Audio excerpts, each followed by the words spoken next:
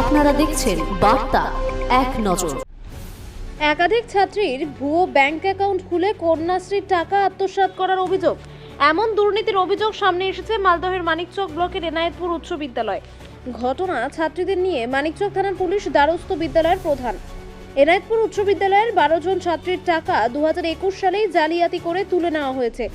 বিদ্যালয়ের প্রধান শিক্ষক মোহাম্মদ বাদিউজ জামান এই অভিযোগ খতিয়ে দেখে মানিকচক থানার পুলিশের কাছে সহকারী প্রধান শিক্ষক সুনন্দ মজুমদারের বিরুদ্ধে অভিযোগ দায়ের করেছেন। প্রধান শিক্ষক বাদিউজ জামান দাবি করে বলেন, বিদ্যালয়ের প্রায় 42 জন ছাত্রীর এমন ঘটনা রয়েছে, তবে 12 জন ছাত্রী অভিযোগ দায়ের করেছেন।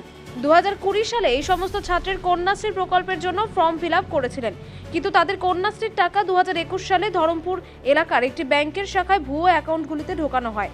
তারপর সেই টাকাগুলি আত্মসাৎ করে নেওয়া হয়। বিদ্যালয়ের তরফে এই টাকা ঢোকানোর পেছনে স্বাক্ষর রয়েছে সহকারী প্রধান শিক্ষক সুনন্দ মজুমদারের। 2019 সালে জুলাই মাসে প্রধান শিক্ষক হিসেবে এই বিদ্যালয়ে যুক্ত হয়। আমার প্রধান শিক্ষক হিসেবে যুক্ত হওয়ার আগে এই বিদ্যালয়ের টিআইসি হিসেবে দায়িত্বে ছিলেন বর্তমানে যিনি সহকারী প্রধান শিক্ষক সুনন্দ মজুমদার। 2022 সালের মাঝামাঝি পর্যন্ত বিদ্যালয়ের সমস্ত স্কলারশিপ এবং নোডাল টিচারের দায়িত্বে ছিলেন।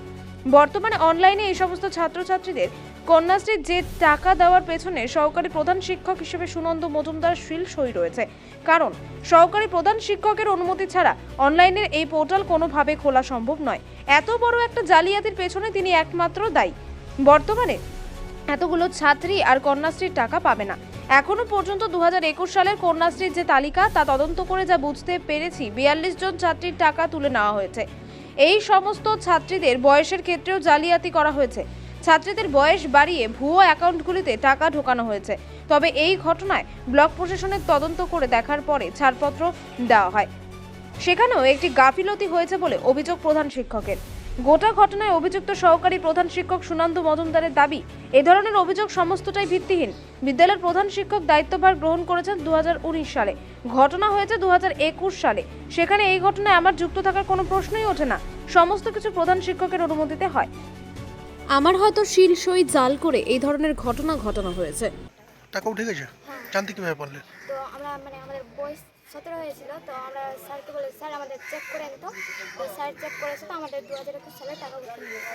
কতজনের হয়েছে এরকম? এরকম 12-13 জন। কোন স্কুলের ছাত্রী তোমরা? Enayetpur high school.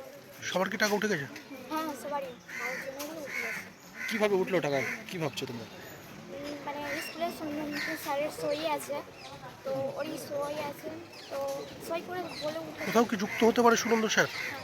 হ্যাঁ, স্কুলের হেড স্যার যুক্ত না হলে তো উঠবে না, মানে সই আছে। ওই সময় স্কুলের দায়িত্বে কে ছিলেন? সুরেন্দ্র স্যার। সুনন্দ স্যার। তাহলে এখন চাইছো? কি করবে তোমরা? টাকা যে উঠে গেছে, তো আমরা চাই আমাদের অধিকারের টাকা আমরা যেন পাই, আর যারা দোষী আছে তাদের শাস্তি দেওয়া হয়। হেড স্যার কি জানিয়েছে?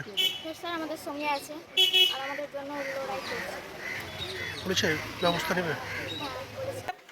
আমার স্কুল এনায়েতপুর হাই স্কুলের 11 জন মেয়ে এখন পর্যন্ত অভিযোগ করেছে। আজকে একজন করলো, 12 জন মেয়ে অভিযোগ করেছে যে তাদের নামে কেটুর টাকা 2021 সালে তুলে নেওয়া হয়েছে। আমি সেটাকে অনলাইনে সার্চ করে দেখলাম যে তাদের K1 ফিল আপ হয়েছিল 2020 সালে এবং লকডাউনের সময়, এবং 2021 সালে কেটুর টাকা তুলে নেওয়া হয়েছে। কিন্তু K1 ফিল আপ করার পর কেটু তুলতে মিনিমাম 5 বছরের গ্যাপ থাকা উচিত। তো এই ঘটনাটাই বলে দেয় যে এটার মধ্যে জালিয়াতি হয়েছে। এবং আশ্চর্যজনকভাবে এদের সবারই যে ব্যাঙ্ক অ্যাকাউন্টে কেটুর টাকা 25,000 টাকা করে ক্রেডিট করা হয়েছে, সেই ব্যাঙ্ক অ্যাকাউন্টগুলো বঙ্গীয় গ্রামীণ বিকাশ ব্যাংক ধরমপুর ব্রাঞ্চের। এরা বলছে যে আমাদের ওই অ্যাকাউন্ট নয়। এরা লিখিতভাবে আমাকে অভিযোগ জানিয়েছে। সেই বিষয়টা আমি লিখিতভাবে থানাকে এফআইআর করলাম, কেস ফাইল হয়েছে। ওনারা তদন্ত করবেন, সমস্ত ডিটেলস কাগজপত্র সহ সমস্ত অ্যাকাউন্ট ডিটেলস সব কিছু থানাতে সাবমিট করেছি। কি করে সম্ভব এটা যদি বিদ্যাগুলোর কেউ যুক্ত না থাকে? হ্যাঁ স্যার, আমাদের বিদ্যালয়ের পক্ষ থেকে আমি 2019 সালের জুলাই মাসে হেডমাস্টার হিসেবে এখানে জয়েন করি। তখন সবে নতুন, আমাদের এই বিষয়গুলো অত জানা ছিল না। আর 20 শুরুতে লকডাউন হয়ে গেল। আমি জয়েন করার আগে সুনন্দ মজুমদার মহাশয় এখানকার অ্যাসিস্ট্যান্ট টিআইসি ছিলেন। আমি জয়েন করার পর উনি অ্যাসিস্ট্যান্ট হেডমাস্টার হন। এখন উনি অ্যাসিস্ট্যান্ট হেডমাস্টার পদে আছেন। উনি 2022-এর মাঝামাঝি পর্যন্ত কিন্তু সমস্ত স্কলারশিপ এবং কন্যাশ্রী পোর্টালের নোডাল টিচার এবং দায়িত্বে ছিলেন। ছিলেন। এই অনলাইন পোর্টাল থেকে ডাউনলোড করে দেখা যাচ্ছে এই সমস্ত মেয়েদের যে কেটু ফর্ম আপলোড করা হয়েছে, সেখানে ডিক্লারেশন ফর্মে সুনন্দ মজুমদার মহাশয় তার অ্যাসিস্ট্যান্ট হেডমাস্টার সিল দিয়ে সই করেছেন। অর্থাৎ তিনি যেহেতু দায়িত্বে ছিলেন, তিনি এই যে জালিয়াতি হয়েছে তার দায় কিন্তু সম্পূর্ণ তারই, তাকেই জবাব দিতে হবে কী করে এদের এতগুলো মেয়ের নামের টাকা মানে বেহাত হয়ে গেল, মেয়েগুলো কেন টাকা পেল না। তাহলে কি টাকা দেবো ইচ্ছাকৃতভাবে অন্য অ্যাকাউন্টে পাঠিয়েছেন, কি মনে করছেন? সেটা বলা মুশকিল, সেটা মনে করার উপরে নির্ভর করে না। আমি পুলিশে অভিযোগ করেছি, ওনারা তদন্ত করে দেখবেন, এটা প্রশাসনের ম্যাটার। তদন্ত করে যারা বা যে দোষী আছেন তারা যাতে উপযুক্ত শাস্তি পায় এবং এই মেয়েগুলো যাতে তাদের অধিকার, এরা তো আর কেটুর টাকা পাবে না সেই অনুসারে, যেহেতু একবার পেয়ে গেছে, কিন্তু এই বিষয়টা যেহেতু স্বাভাবিক নয়, কিন্তু এরা যাতে তাদের অধিকার ফিরে পায়, তাদের কেটুর টাকাটা ফিরে পায়, তার জন্য যাতে প্রশাসন সক্রিয় হয়ে ওঠে, সে কারণে আমি এদের হয়ে লড়াই করছি, লড়াইতে নেমেছি। দেখা যাক কি এদেরকে অধিকার দিতে পারি কিনা। কি বলবেন? এটা আমার বলার কিছু নেই, কিন্তু আমি যে ডাউনলোড করেছি সেখানে যে সিল সই দেখেছি, সইটা দেখে কিন্তু আমার উনারই সই মনে হয়েছে। এবার উনি যদি মনে করেন যে উনার সই কেউ জাল করেছে, কেউ ওনার সিল জাল করেছে, তাহলে উনাকে সেটা অভিযোগ করতে হবে, কে করেছে, কেন করলো, কিভাবে জাল করে করলো। আর উনার নামে আইডি পাসওয়ার্ড ছিল, উনার ব্যাংকে ওটিপি আসতো, উনার ওটিপি ছাড়া কেউ সেই পোর্টাল খুলতে পারে না।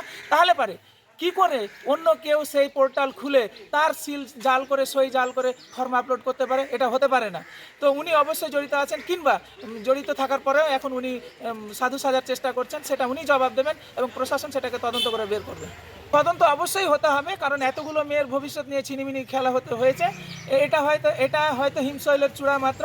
আমি এখন পর্যন্ত 2021 সালের কেটু লিস্ট ভেরিফাই করে দেখেছি, 42 জন মেয়ে K1 ফিল আপ করা হয়েছে 20 সালে এবং 21 সালে তাদের নামে টাকা ক্রেডিট করা হয়েছে। তার মধ্যে মাত্র এখন পর্যন্ত 12 জন অভিযোগ জানিয়েছে। তাহলে বাকিগুলোও হতে পারে যে তাদেরও টাকা ফ্রড হয়েছে, সংখ্যাটা আরও বাড়তে পারে। এবং গোটা পশ্চিমবঙ্গে যে এই জিনিসটা হয়নি এটা হলফ করে বলা যাবে না, কারণ গার্জেন এবং ছাত্রছাত্রীদের সচেতনতার অভাব এবং তাদের যোগাযোগ করার ভয়, একটা ভীতি থাকে যে কি বলবো, কি জিজ্ঞেস করবো, কোথায় যাব, সে কারণে হয়তো এগুলো ধরা পড়ছে না।